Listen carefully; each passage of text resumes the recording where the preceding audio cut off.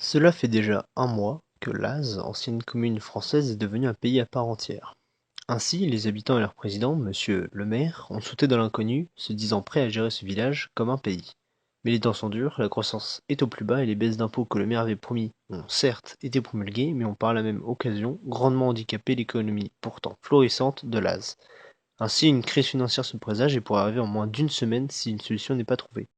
Pour cette raison, que depuis plusieurs jours se tiennent de nombreuses réunions spéciales dans le but de trouver une solution plaisante pour le plus grand nombre. Ces réunions spéciales que nous organisons depuis maintenant une semaine ont pour but de trouver la meilleure alternative possible afin de ne pas révéler au monde que nous sommes en crise.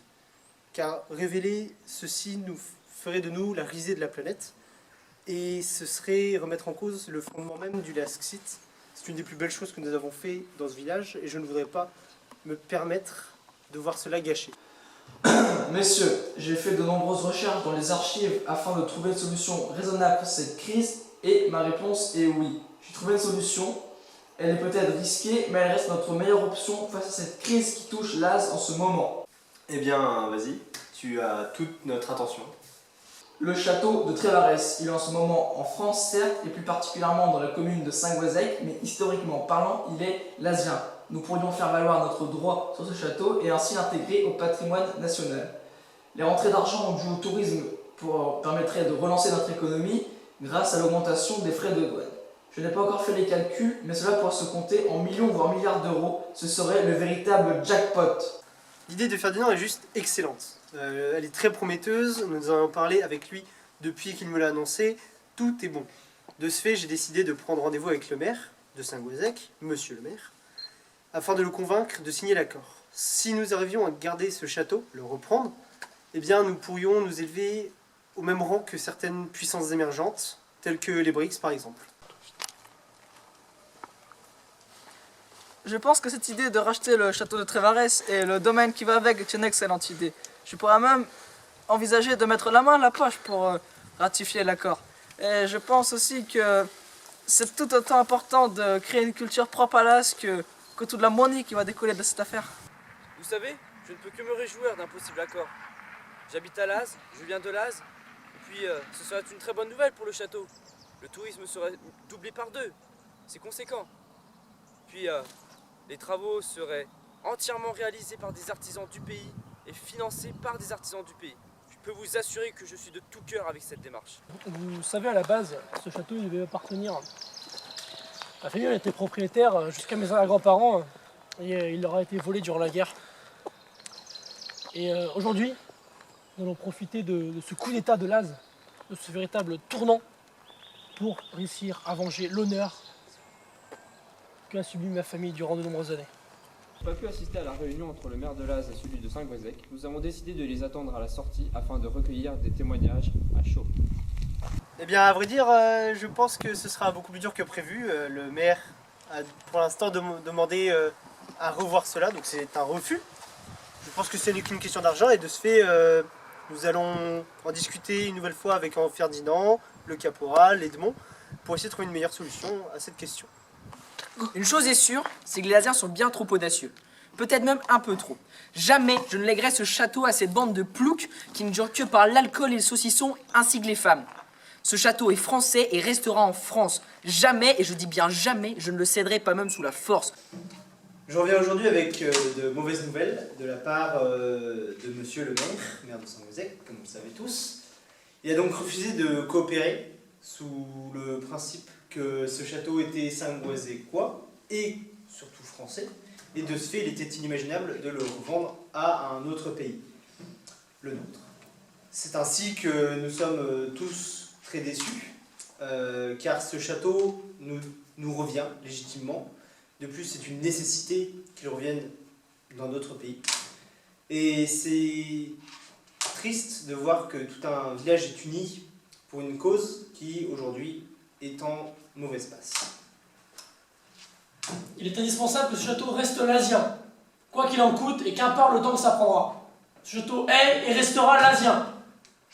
Je suis le premier déçu par cette nouvelle. Je pensais vraiment que nous aurions pu concrétiser ce projet plus tôt, mais le sort en a voulu autrement. Nous allons donc nous retrouver avec les personnes impliquées dans ce projet pour pouvoir rediscuter les contrats de cet accord et revoir avec monsieur le maire cet accord.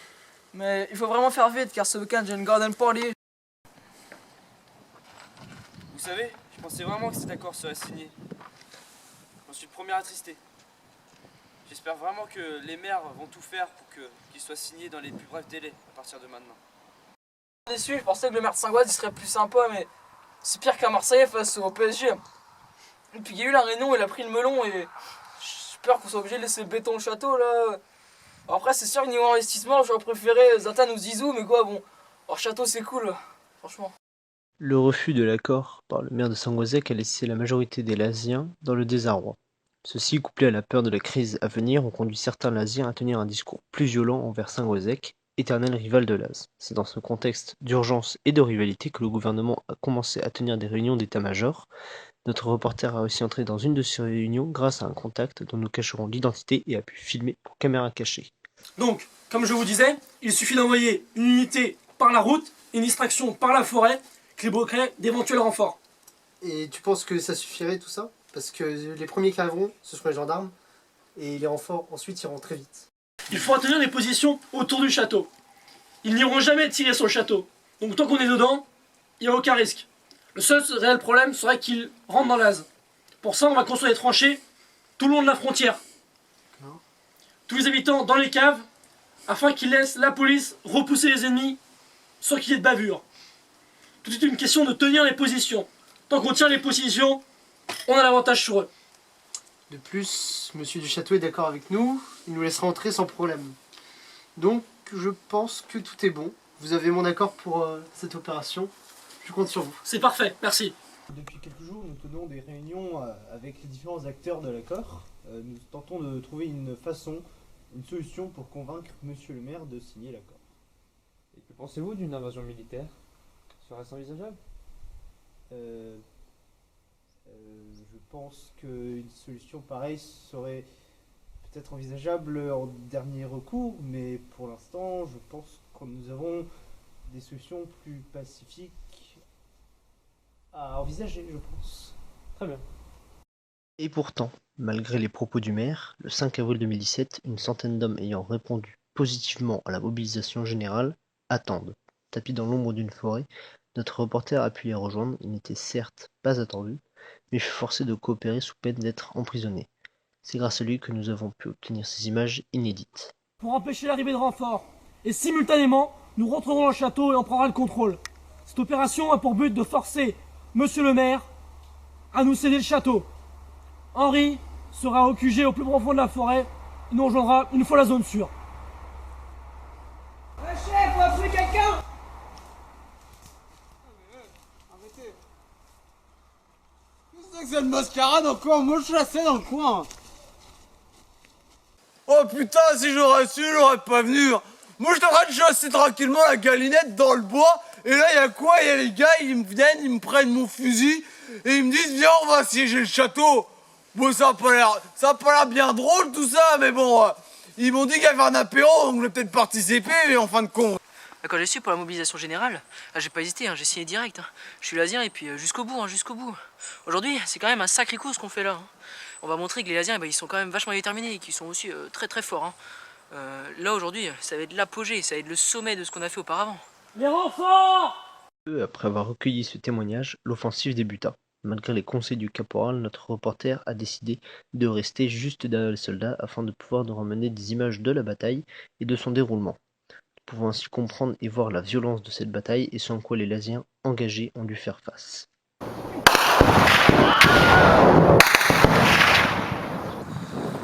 Cette opération est pour le moment une réussite, comme en atteste notre présence ici. Je suis fier de vous, du boulot que vous avez accompli, mais ne perdons pas de vue notre objectif. L'ennemi est là et il faut que nous résistions jusqu'à ce qu'il lâche. Bon les gars, je veux des patrouilles par trio tous les 10 minutes. Les autres, il y a l'apéro dans le grenier. Terminé. C'est une véritable situation de crise ici. Nous n'avons pas accès au domaine, mais un groupe terroriste pro-lazien essaye de prendre le contrôle de ce château et menace de le faire exploser. Car je cite, pour Laz.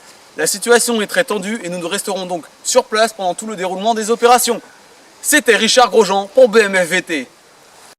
Les choses se passent longuement, je vous l'accorde, mais j'ai pu discuter avec Edmond qui m'a rapporté que de nombreuses chaînes internationales se retrouvaient en ce moment sur place pour tenir compte de cette invasion.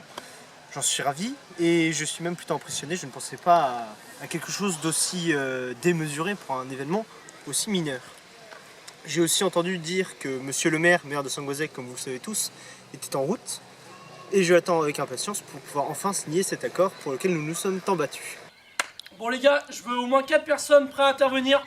Ils vont sûrement profiter de la réunion des deux maires pour tenter de faire quelque chose.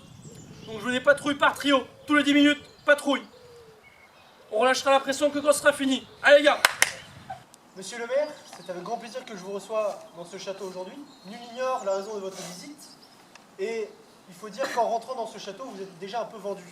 Je compte donc sur votre coopération et j'espère que vous signerez cet accord dans les plus brefs délais. Accord qui me donnera ce château et vous en destituera. Une chose est sûre, vous savez négocier. Hein. Vous êtes courageux, ambitieux, mais si aujourd'hui vous avez réussi, demain sera un autre jour. La roue va tourner. Avec des si, on mettrait l'as en bouteille. Aujourd'hui est un grand jour.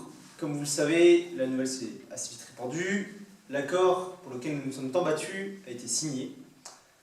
C'est aujourd'hui que ce château nous revient.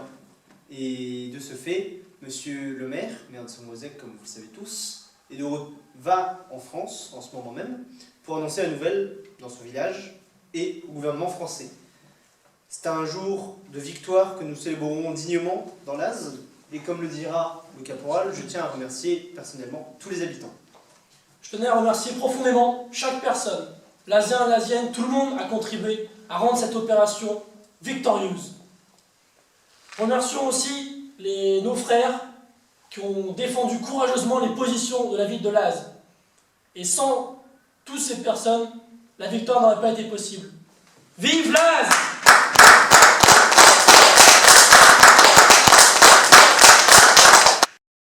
Cela fait aujourd'hui une semaine que l'accord a été signé. L'économie lazienne a enfin pu repartir à la hausse grâce à une très grande augmentation du tourisme, qui peut s'expliquer par la couverture médiatique de l'opération menée par les forces laziennes. Une chose est sûre, les Laziens ont encore fait preuve d'une audace sans pareille, malgré un rapport de force inégal, et c'est pourtant eux qui ont vaincu. Peu importe ce que l'on peut en dire, Laz est aujourd'hui une nation des plus particulières du fait de sa détermination.